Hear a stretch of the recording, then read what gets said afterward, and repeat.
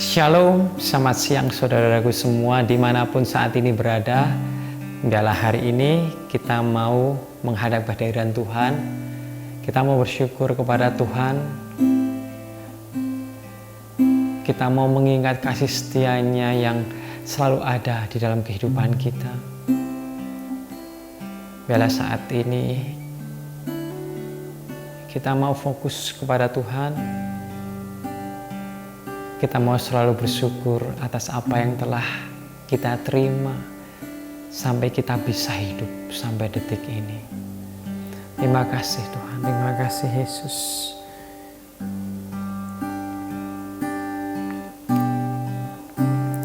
Dengan apa ku membalas kasih-Mu yang ku terima dari-Mu?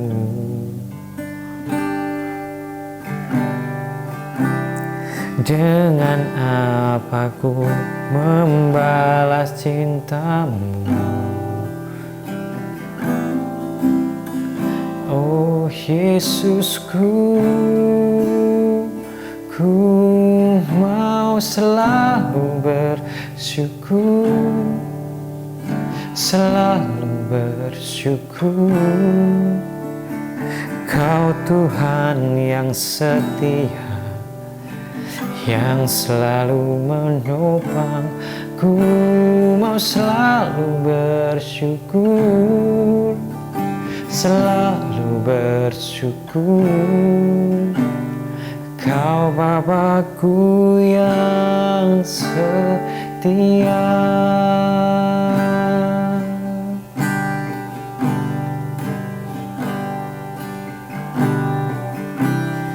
Dengan apa ku membalas kasih-Mu yang ku terima dari-Mu?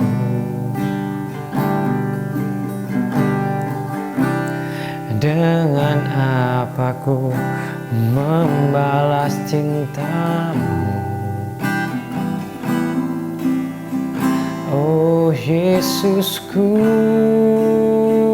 ku mau selalu bersyukur, selalu bersyukur.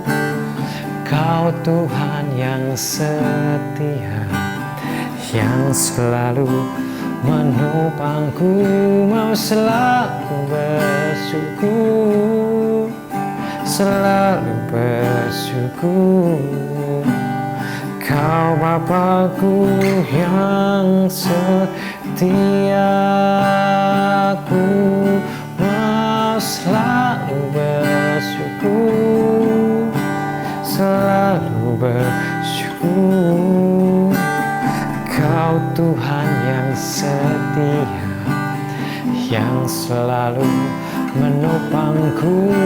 Mau selalu bersyukur, selalu bersyukur. Kau Bapa-Ku yang setia. Yang terakhir kita mau katakan, mau selalu bersyukur, selalu bersyukur. Kau Tuhan yang setia, yang selalu menopangku. Mau selalu bersyukur, selalu bersyukur. Kau Bapa-Ku yang setia, Kau Bapa-Ku yang setia, Kau Bapa-Ku yang setia. Ku mau selalu bersyukur atas kasih setia-Mu bagi kami. Biarlah kasih-Mu tetap terus ada bagi kami, yang selalu menopang kami saat kami lemah Tuhan. Biarlah kekuatan-Mu ada di dalam diri kami, Yesus. Kami manusia yang lemah ini, Tuhan, yang selalu berharap hanya pada-Mu, Yesus. Karena tiada lain selain kami hanya berharap kepada Engkau, Tuhan. Biarlah kami tetap terus setia kepada-Mu, Yesus. Setiap apapun yang kami lakukan, biarlah kami selalu berharap kepada-Mu, Tuhan.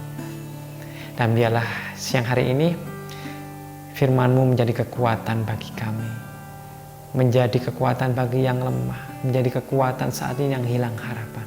Karena kami percaya, Tuhan, segala apa yang terjadi di dalam dunia ini tidak lepas dari pandangan-Mu. Dan terima kasih kami bersyukur buat siang hari ini. Biarlah firman-Mu menjadi kekuatan bagi kami. Kami bersyukur buat semuanya. Hanya dalam nama Yesus kami berdoa dan mengucap syukur. Amin. Shalom semuanya, selamat siang. Dan hari ini kita mau bersyukur kepada Tuhan setelah kita memuji dan memuliakan nama Tuhan. Aku mau selalu bersyukur atas kasih setia-Mu yang terjadi di dalam kehidupan kami. Dan kita percaya bahwa kehidupan kita ditopang Yesus, ditopang Tuhan Allah kita sampai hari ini, sehingga kita masih bisa melakukan aktivitas, kegiatan dengan baik. Dan biarlah hari ini, siang ini kita mau bersyukur kepada Tuhan dan kita mau belajar tentang sedikit firman Tuhan. Setiap orang pasti mempunyai yang namanya kesusahan dan pergumulan, dan mungkin suatu hal yang membuat dirinya tidak nyaman, ataupun karena sesuatu hal membuat diri kita menjadi tidak enak dalam melakukan pekerjaan, melakukan apapun. Ya, bisa dibilang itu adalah kesusahan yang ada di dalam diri kita. Dan setiap orang pasti mempunyai kesusahan. Tetapi kita percaya, jikalau di dalam Tuhan, kita pasti bisa melewatinya. Dan sebetulnya kesusahan itu adalah ciri negatif, dan itu adalah sumber stres di dalam diri kita. Jika kita terlalu banyak berpikiran negatif, terlalu banyak berprasangka yang tidak baik kepada orang, dan kita bisa malahan menjadi stres sendiri. Stres banyak sekali dipicu oleh banyak problem, banyak masalah ataupun banyak faktor, dan salah satunya yaitu kita adalah orang yang susah diatur. Dan baru kalau kita sadar saya susah diatur. Maka dari itu biasanya kalau kita sudah melewati suatu hal yang mungkin berat, melewati suatu pergumulan yang berat, sebetulnya itu adalah karena kita sendiri yang memang susah diatur. Mungkin Tuhan sudah memberikan suatu tanda, ini loh kamu sudah tidak boleh begini, jalan ini mentok, jangan diterabas, jangan lewatin, ataupun kita maksain untuk segalanya itu. Tetapi karena kita sendiri yang tidak mau diatur oleh Tuhan kita. Orang bodoh menunggu susah datang, sebab hanya itu yang bisa mengubahnya untuk tidak terlalu susah diatur oleh Tuhan. Orang bodoh menunggu susah datang, sebab hanya itu yang bisa mengubahnya untuk tidak terlalu susah diatur oleh Tuhan. Nah, maka dari itu orang bodoh itu memang susah ya diatur oleh Tuhan. Maaf saya berkata seperti ini, tetapi memang kenyataannya seperti itu. Karena kita kadang terlalu menyalahkan Tuhan, terlalu kita tidak terima apa yang Tuhan telah lakukan di dalam kehidupan kita. Padahal sebetulnya itu adalah perlakuan kita sendiri terhadap diri kita. Kita sendiri yang susah diatur, kita sendiri yang susah dibilangin, kita sendiri yang sudah susah untuk dengar-dengaran, mungkin dengar, tetapi susah untuk mempercayainya. Dan padahal kekuatan itu hanya ada di dalam Tuhan Yesus, tidak ada yang lain. Ya, mungkin teman-teman bisa bercerita, mungkin teman-teman bisa curhat, tetapi itu hanya sementara. Mungkin itu bisa mengurangi sedikit beban yang ada di dalam kehidupan. Tetapi kekuatan yang sejati, suatu kelimpahan sukacita itu hanya di dalam Tuhan. Kita mau belajar bahwa orang yang mungkin dianggap kita adalah orang yang dekat dengan Tuhan, itu juga bisa mengalami kesusahan. Tetapi apa sih yang dilakukan orang itu sehingga dia tidak berlama-lama ataupun dia kembali dapat mengembalikan kekuatannya? Kita mau belajar kepada Daniel. Di dalam waktu ini, di dalam konteks ini, kita mau baca terlebih dahulu di Daniel 10 ayat 18 dan 19. Lalu dia yang rupanya seperti manusia itu menyentuh aku pula yaitu Daniel, dan memberikan aku kekuatan. Dan berkata, hai engkau yang dikasihi, janganlah takut, sejahteralah engkau, jadilah kuat, ya jadilah kuat. Sementara ia berbicara dengan aku merasa kuat lagi dan berkata, berbicaralah kiranya Tuanku, sebab engkau telah memberikan aku kekuatan. Amin. Pada waktu itu, Daniel dalam masa kesusahan. Di dalam pemerintahannya, yaitu Raja Kores, raja orang Persia, dia mengetahui firman Tuhan datang kepada dia bahwa akan mengalami kesusahan yang besar. Dan dia bergabung. Selama itu dia bergabung, dia berpuasa, Daniel berpuasa supaya tidak terjadi kesusahan di dalam pemerintahan Kores, yaitu orang Raja Persia. Tetapi kemudian pada waktu dia di Sungai Tigris, dia mendapat penglihatan, yaitu adalah orang yang besar sekali, dan waktu itu suaranya gemuruh dan dia takut karena dia orang itu, sosok itu adalah wajahnya seperti kilat. Ayat yang 6 dikatakan matanya seperti sulu-sulu yang menyala-nyala, lengan dan kakinya seperti kilau yang gemilang, dan suaranya, ucapannya seperti orang gaduh yang banyak. Wow. Daniel melihat penglihatan itu, dan sekaligus dan waktu itu juga Daniel hilang kekuatan. Dia merasa takut sekali, padahal dia sudah merasakan pergabungan, dia sudah merasakan kesusahan. Waktu pemerintahan Kores, raja orang Persia ini akan mendapat kesusahan besar. Terlebih lagi dia mendapat penglihatan, yaitu melihat orang wajahnya yang mengkilat, dan seperti yang dikatakan di ayat 6 ini, dia merasa kekuatannya hilang. Dia merasa lemas dan akhirnya dia berlutut dan hampir pingsan. Tetapi di ayat 12 dikatakan, janganlah takut Daniel, sebab telah didengarkan perkataanku sejak hari pertama engkau berniat untuk mendapat pengertian, untuk merendahkan dirimu di hadapan Allahmu. Dan aku datang oleh karena perkataanmu itu. Nah, ini yang dikatakan oleh utusan Tuhan, bahwa dia mengingat apa yang dilakukan oleh Daniel di hari pertama ataupun di setiap kehidupannya waktu muda. Apa sih dia membuat perjanjian atau dia membuat komitmen apa sih sama Tuhan? Mari kita mau baca di Daniel 1 ayatnya yang ke-8 dan 9. Daniel berketetapan untuk tidak menajiskan dirinya dengan santapan raja, dengan anggur yang biasa diminum raja. Dimintalah kepada pemimpin pegawai istana itu supaya ia tak usah menajiskan dirinya. Maka Allah mengaruniakan kepada Daniel kasih dan sayang dari pemimpin pegawai istana itu. Nah, ini yang dilakukan oleh Daniel semasa waktu muda.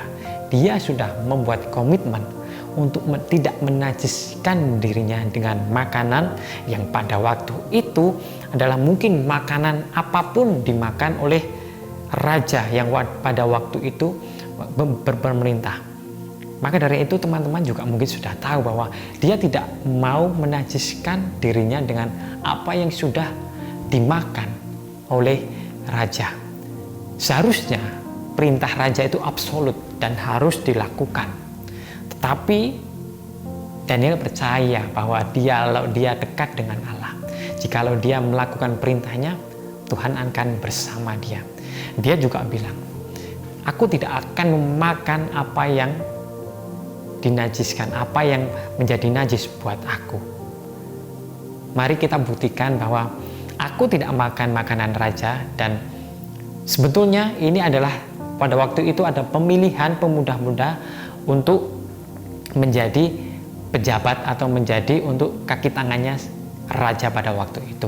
Nah, dari sekian banyak pemuda-pemuda ini, Daniel dan teman-temannya yaitu Sadrah, Mesah, dan Abednego, dia tidak makan makanan raja. Dan mereka mau bertanding ataupun mau supaya kalau aku dan semua orang pemuda-pemuda ini kita coba dites pada saat aku tidak memakan makanan raja dan mereka memakan makanan raja, apakah kepintaranku akan menurun atau kepintaranku akan lebih daripada mereka. Dan Tuhan menyertai pada kepintaran Daniel, Sadrah, Mesah, dan Abednego lebih pintar daripada pemuda-pemuda yang juga ada di dalam istana yang makan makanan raja. Maka dari itu anak-anak muda berkomitmenlah kepada Tuhan. Sebetulnya tidak hanya anak-anak muda yang sudah berumur ataupun yang sedang bertobat atau mau bertobat, buatlah komitmen kepada Tuhan bahwa Tuhan, aku mau melakukan firman-Mu, aku mau melakukan ketetapan yang Engkau telah jalankan. Dan jikalau kita melakukan semuanya itu, Tuhan tahu loh, Tuhan akan merekam.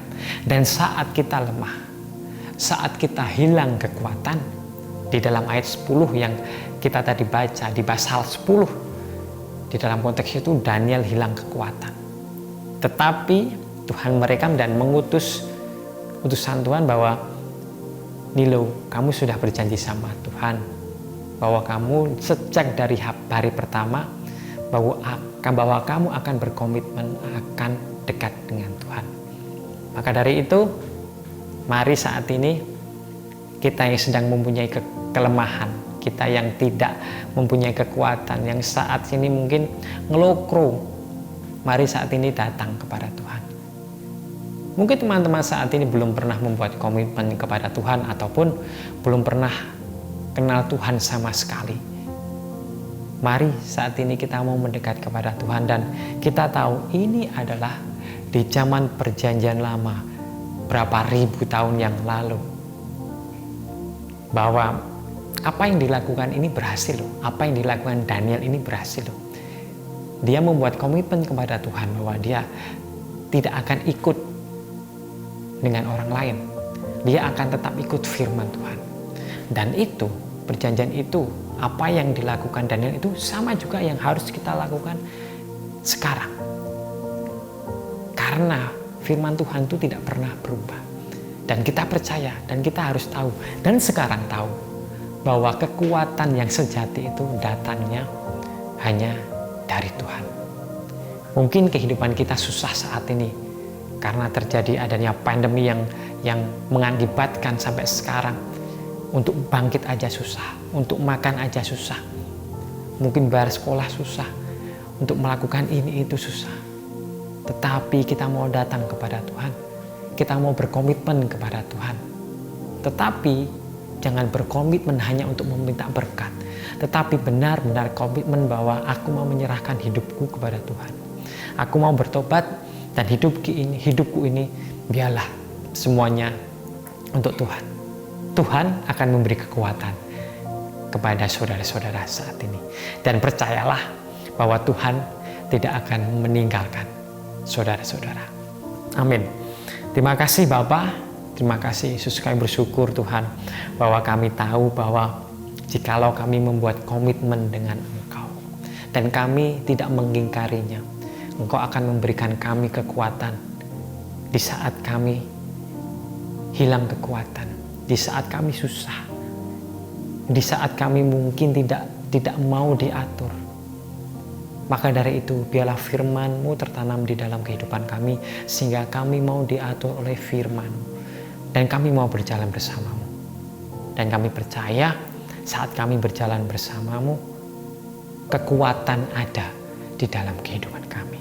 Dan terima kasih Bapa, biarlah firman-Mu hidup terus di dalam hati kami yang subur, sehingga kami bisa menjadi kemuliaan-Mu di bumi ini.